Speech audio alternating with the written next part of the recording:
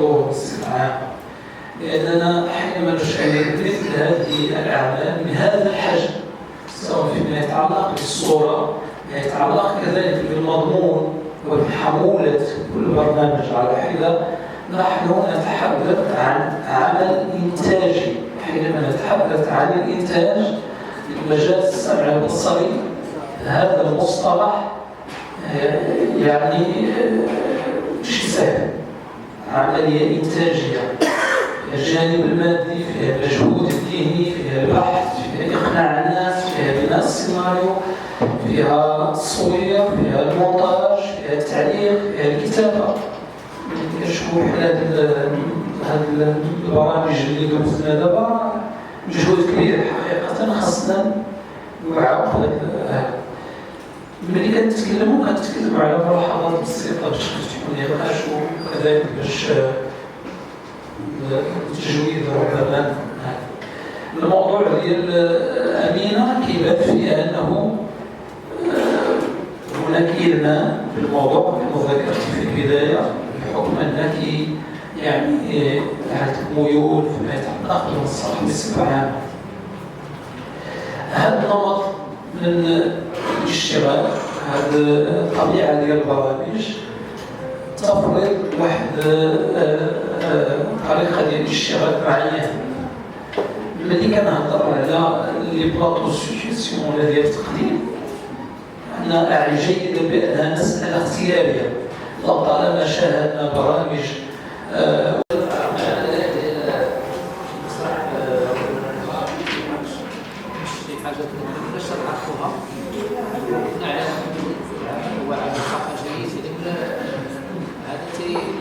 تأكد على أنه شيء متخصص، يعني هذا الاختصاص ديال المعلومات، يعني المستقبل على الدور الفني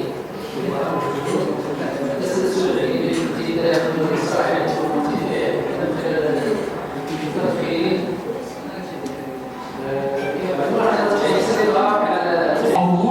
وهذه القوى الخارقه هي التي تقدر تاثر على الصحه النفسيه ديال الانسان. وبما اننا كنهضروا على المغرب، فيجب الاشاره بان هناك واحد دراسات حديثه اللي بينات بان تقريبا 50% من المواطنين المغاربه، اللي هي تقريبا النص، كيعانيوا او يعانوا من اضطرابات نفسيه. وهذا بحد ذاته هو واحد النوع من المقلق ومخيف جدا. ان هناك من اتخذها كذلك تجاره، لأن هناك من يتاجر بجهد الناس، وقد يكون جاهلا هو نفسه، أو قد يكون متعلما لكنه يرى في جهد الناس بالأمراض النفسية مجالا للاسترزاق ومجالا لمحاربة فقره واستغلاله. وهنا يعمل في الأمر لأن ثقافته والتوب العلمي عنده ضعيف، فليست هذه من الوسائل الكافية لتحليل أوامر الأفعال والحكم عليها بالصواب والخطأ. ان شاء الله بدي نخرجوا غادي ما تنخرجوش بعد دابا خرجنا كاع هو تمتع مسكين تنبلي هاني تنبلي كان كون راجل ولا سميتو حرش سميتو تتجري كذا شي اللي بغيت تعطيك الصفر عليه شي حاجه اللي تضمنوا لك وبقى مسكين هكا. هو الان تيقول لك هو ما يموت حتى يعني يتخلد يموت في المصح، يعني باقي تيموت على الخشب وباقي يموت على المصح.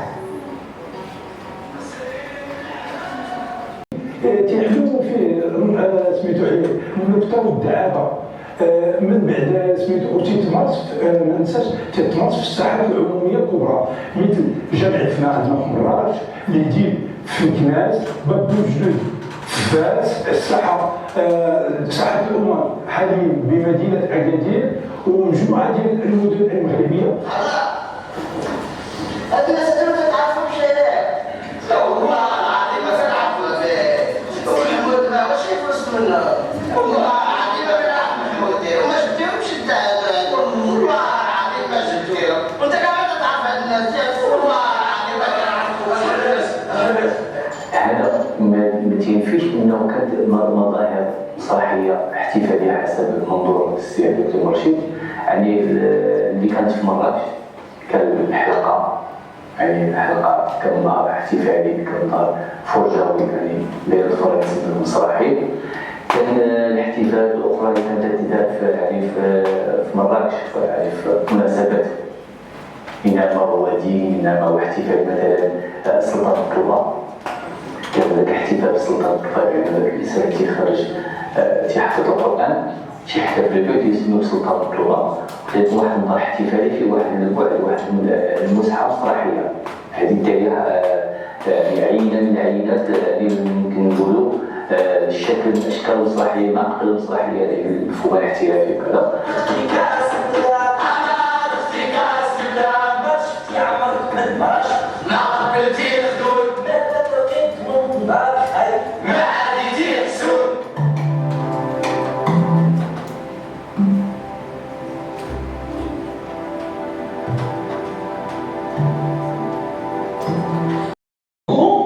مهارة إقناع الشخص ماشي أزمة كيما غنهضر أنا مع السي عبدو أو مع السي القديري ولا مع أي شخص، ماشي هي الطريقة أنت باش غتهضر معاه، ماشي هي الطريقة باش غتهضر أمينة سالمة نادرة.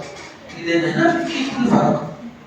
مهارة من المهارات التي يجب على الصحفي ويجب على الإعلامي أن يكتسبها من خلال التكوين، من خلال كذلك مراقبة التجارب. أعتقد هذه هي المحاولة اللي نقول، وتبارك الله عليك والله يوفقك. ديال مناقشة وحوش التخرج للفوج 2023-2024 وبعد العروض التي تابعنا جميعا خلال صبيحة اليوم وهذا المساء، اللائحة بشقيها الشق المتعلق بطلبة الماستر كانوا طلبة تخصص الصحافة، وبعد المداولات التي حاولنا أن نناقش فيها جوانب القوة وجوانب النقص بالاستدراك دائما، وأخذا بعين الاعتبار مجموعة من المعايير المعروفة والمأخوذ بها داخل معهد العالي للصحافة والإعلام سواء في الدار البيضاء أو هنا في مراكش، معايير معروفة لدى الأساتذة الأكاديميين والمهنيين. نذكر من بينها اختيار الموضوع أولا له قيمة، توازن كشرط في التعاطي مع الموضوع، زوايا النقاش، الغنى من حيث الصورة، حضور وجهات نظر مختلفة تحقيقا للتوازن، اللغة المستعملة اللغة الصحفية أو الكتابة الصحفية، التسلسل من حيث الأولويات أو الأولويات من حيث بسط المعلومات الأولى في الأولى، هذه التراتبية أيضا مهمة، ثم الجوانب التقنية التي لم نعطيها الأهمية القصوى، ليس لأنها ليس بقيمتها، ولكن لأن الطلبة الصحفيين، لأن شعبة الصحافة أو شعبة هؤلاء الطلبة هي الصحافة المكتوبة التي يأتي بها البحث التقني في الدرجة الثانية، أخذ هذه الاعتبار بطبيعة الحال، ولكن ليس بنفس المستوى. لازم أننا نشير بأن هذه النقطة ليست هي الشيء الأهم في التعليم. الشيء الأهم هو أن الطالب قطع مساره وأنجز هذا المشروع، وكانت له القدرة أنه ينجز المشروع بحد أدنى من الجهد، وبالتالي نجاحه ونجاحه الإيجابي. كاع الطلبة يوصلوا وعرضوا بالنسبة للناجحين. ثم أن هناك جانب ما نقولش الذاتية ولكن النسبية، والنسبية في التعليم، ولهذا اللجنة يكون كيف كان الأستاذ يعمل خلفية أكاديمية أو الأستاذ يعمل خلفية مهنية متعلقة بالتدريب حتى يكون التعليم متوازنا وآخذا بالاعتبار جوانب البحث، ولكن النسبية دائما موجودة، وبالتالي فندعو الطلبة أن يتعاطوا مع مسألة النقطة بالنسبية التي تستحقها. هناك ملاحظة عن كل أعضاء لجنة المناقشة على الأقل هذا اللائحه تشتغل ان المستوى يبقى مختلف في الطلبه ومختلف بالمعاهد والاساتذه في عمومهم. هذا مقارنه مع بعض الدول الحقيقه اللي كتعز هناك خصوصيه هذه السنه لا من حيث النوع ولا من حيث الجوده، كتهتم بصفه عامه والنقص هو بسيط اي عام لا النقص يستبدله فيما وبالتالي فبناء على ما تقدمت وأعطيت كلمة للأستاذ حسن هبان ليعلن على النقاط التي منحتها اللجنة لبحوث المتقدمين. وتجيش الطلبة دائما نقولها لهم باللي النقطة ديال البحث ولا ديال التخرج من المعهد ما خصكمش تعتبروه أنه النهاية ديال واحد المسار ديال التكوين، لا بالعكس، أعتقد بأنها بداية التكوين، ما تبداو التكوين. دائما كنعطيكم المثال ديال رخصة السياقة اللي كيكون عندي البيرمي غير كياخذ مني أنني نتدرب في الشارع العام، يلا خاصني ندرب، دونك نفس الشيء خاصكم تواصلوا التكوين ديالكم وخاصكم يكون عندكم واحد المنسوب كبير من الصبر اساسا، لانه من خلال التجربه ديالي المتواضعه وانا كنت طالب بحالكم في المعهد العالي للصحافه والاعلام اللي توجه في الدار البيضاء في كازا، كنلاحظ انا بزاف ديال الطلبه الاشكال الذهني اللي كيكون عندهم انه كيبغي اللي يخرج من المعهد كما كنقولوا باللغه ديالنا البسيطه الدارجه رجل في الارض ورجل في السطح، ما يمكنش، خاصك تطلع من الدروج تريح تعاود درجه بدرجه حتى كتوصل. دونك هذه القضيه ديال الصبر وديال اننا نقنعوا راسنا اننا في بدايه التكوين حتى هذه مساله مهمه. اسمي أمينة بن سكر، طالبة صحفية بمعهد العالي للصحافة والإعلام. حاليا يلاه بريباريت البحث التخرج ديالي اللي كيتمحور حول المسرح في مدينة مراكش.